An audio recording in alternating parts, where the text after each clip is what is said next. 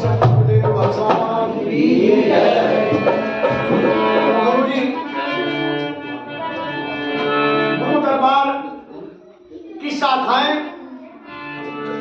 पाताल लोक तक तो पेड़ की जड़ें होती हैं, लेकिन गुरु नाम की शाखाएं तीनों लोक में होती हैं। कहाँ होती हैं? यहाँ भी और वहाँ भी, और वहाँ भी जहाँ देखोगे वही नजर आएगी। इसलिए गुरु शरण बड़ी अच्छी। आप अपने गुरु को मना रहे हैं, अब हम सब मिलके हम उस गुरु को मनाते हैं जिससे हमें सिलाए। बोलिए सतगुरुदेव महाराज की जय।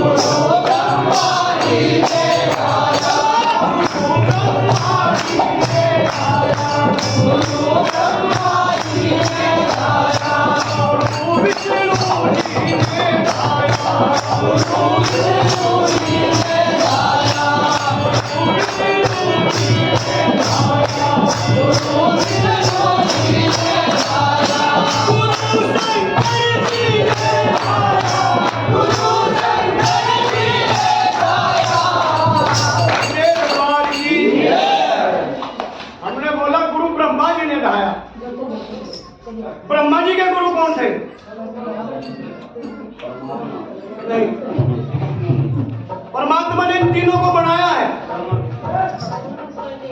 और ब्रह्मा हर युग में अलग जन्म लेता है, मनवंतर के हिसाब से समाप्त हो जाते हैं। हाँ भाई, नेक्स्ट में कर जाते हैं। ब्रह्मा जी के गुरु कौन है? देखो, ब्रह्मा विष्णु महेश। आज तुम्हें एक बात बताएं छोटी सी, अगर बाप को न मानकर लोग बेटों को मानने लगे तो क्या बाप शादी में जाएगा? नहीं जाएगा, जाएगा नहीं ना। ऐसे ही अगर आप पिता को छोड़ करके और कहीं विष्णु जी, कहीं ब्रह्मा जी, कहीं कोई अलग अलग को पूछ रहे हो, आएगा तो नहीं। लेकिन आपकी आस्था है, अगर आपको कन्हैया से प्यार है, प्रीत से ढाओगे तो निराकार उसी में विराजमान हो जाएगा।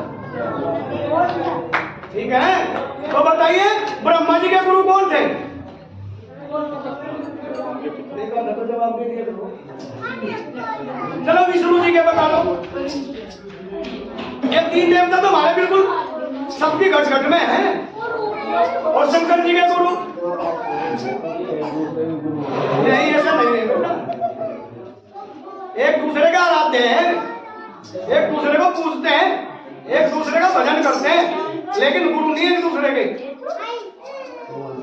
जब इस सृष्टि का पढ़ेगा, कभी पढ़ा नहीं ना, कम पढ़ते हो ना, ये तो कमी है हमारे लोगों में। देखो, हमारा कल्चर संस्कृत है, हमारे मोहम्मद भाइयों का कल्चर कुरान और उर्दू है। उनका बच्चा बच्चा कुरान पढ़ता है। हमारे 100 साल का बुढ़ा रामायण मंदिर दीपकारेगा तो नींबू डालेगा उसको, धूल उड़ेगी उसमें धूल, तो सीखेगा क्या है भाई? है नहीं ऐसा ही। इन तीनों के गुरु, ब्रह्मा के गुरु, जब संसार विलुप्त हुआ और सृष्टि का उत्पन्न हुआ, सब ऋषियों से संसार चलाएगी। और वे 7 ऋषि ऐसे हुए हैं, तीनों की परीक्षा ली थी जाकर के ऋषि दुर्वासा ने। ली थी नहीं, भृगु ने शिव की भी परीक्षा ली, ब्रह्मा की भी ली और विष्णु की भी ली। कहानी क्षमा बड़े को दीजिए छोटों को उत्पाद। और क्या घट गया विष्णु का? जो भृगु ने मारी लात, भृगु ऋषि ने भगवान विष्णु की छाती में लात मारी थी जाके। कैसा गुरु होगा वो जो भगवान के लात मार दी?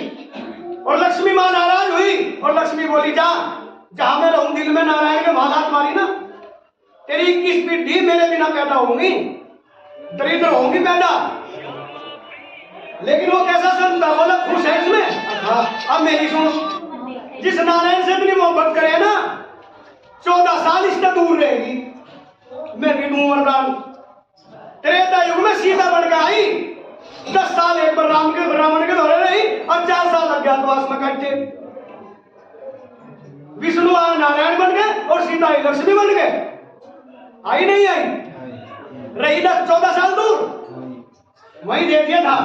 तो भृगु जो है, इन तीनों के गुरु हैं, तीनों की परीक्षा ले दी तीनों ने। और आखिर में हाथ जोड़ के खड़े हो गए टट्टी में, महाराज आप तो आर पार के संत हो, तत्वों का भेद मिटाने वाले। 2 अक्षर का जो भेद मिटा दे वो ही पूर्ण गुरु का आदेश दुनिया में। जिसके अंदर 2 अक्षरों का भेद मिटाने की ताकत है वो ही पूर्ण गुरु है। समझे?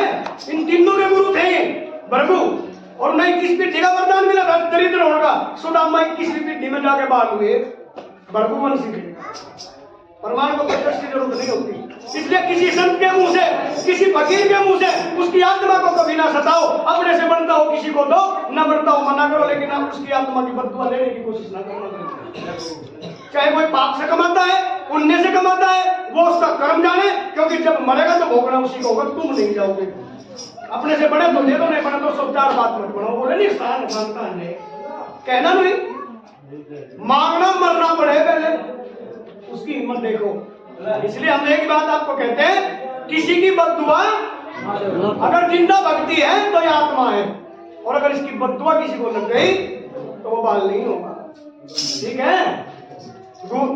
हाँ, आजादी के पट्टनाज का बट्टे में बेचने रुपए दूंगा। आप सुनो, वो भी बात, वो उसी का जवाब हम दे रहे हैं। हाँ, उसी का जवाब दे रहे हैं। पट्टा तो दे दियो। अब सुनो, ये तो बहुत कम मांग रहे हैं। हाँ। ये तो बहुत कम मांगे। पहले राजा महाराजाओं के घोड़े जाग रहे थे ना, पंडित 3 काम दे दो जी, जारवीर महाराज कहते नरसिंह पांडे ने 3 काम मांगे थे जमशेद की। उनके दौरे था जुड़ी नहीं जुड़ी? लड़ाई में है जिस दोनों का सिद्धांत है उसमें नरसिंह पांडे ने ऐसा भेज बोया, जारवीर महाराज ने मना कर दिया, उसके भाई सिखा दिया जाकर वे तो काम मांगे थे। राजा दशरथ ने बड़े गुरु से वो वरदान लिया जो किसी ने नहीं लिया। शनिदेव महाराज रोहिणी संकट का भेदन करने वाले थे। शनिदेव जिस तरह परल्याणी थी दुनिया में, राजा दशरथ को पता लगा। राजा दशरथ सबसे पहले बड़े गुरु के दरबार गए, आशीर्वाद लिया, गुरुजी मुझे युद्ध करने जाना है शनिदेव से। लोग शनिदेव के मंदिर जाकर लंबे लेट जा लेटे है ना, जड़े में डरे हुए हैं पूरे। शनिदेव भगवान के मंदिर में कोई प्रेम में नहीं रहता, डर के था कहीं दशरथ चढ़े। लेकिन एक राजा दशरथ ऐसा हो गया जो डरे नहीं और युद्ध करने गया। गुरु का आशीर्वाद लिया, गुरु ने कहा जा पार होगा।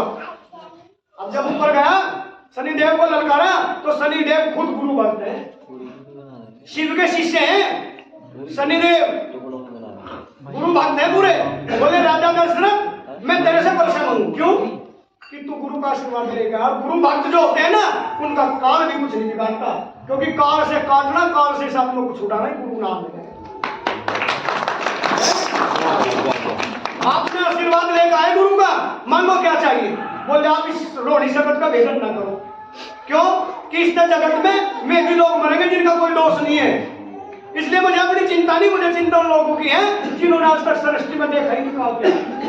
तो शनिदेव और प्रसन्न हुए, बोले जा राजा दशरथ तूने अपने लिए नहीं मांगा, तूने दुनिया के लिए मांगा। अरे तो दुनिया के लिए दिल्ली करके मांगा, भगवान उनके घर में उनके भागता भी के लिए मैं आपने इस रोहिणी संकट का भेदन नहीं करूंगा। लोग कहे 2012 में बदले आवेगी, कोई कहे 24 में आवेगी, लेकिन रोहिणी संकट का भेदन ना करने का वरदान शनिदेव ने दशरथ को दिया, वो नहीं कर दी। एक परले और लगी रोज, ना बेटा बाप को मानता, ना पत्नी पति को मानती, और बिल्कुल कर या परले रोज हो, यही परले है। क्योंकि दृष्टि के सागर से ही नहीं निकल पाया तो कौन सा भवसागर पार करेगा इंसान है? या परले रोज हो, बेटा बुढ़ापे में तुम्हारा बेटे बैठ के खाने लग रहे, या परले नहीं तो किए हैं? भाई सड़े लग रहा बड़े हाथ दूसरे को के मार दो, या परले नहीं तो क्या है? यही तो परले है। एक दूसरे का साथ ना देना और एक दूसरे को ना मानना, जिसके घर में ये व्यवस्था है वहां कलयुग है, सिद्धम सिद्ध बैठता है। ठीक है ना? तो इससे आज कसम खाओ कि हम बिल्कुल सबके हित में अपना हित रखेंगे। ठीक है? सबके हित में अपना हित। बोलिए सतगुरुदेव भगवान की, सच्चे दरबार की।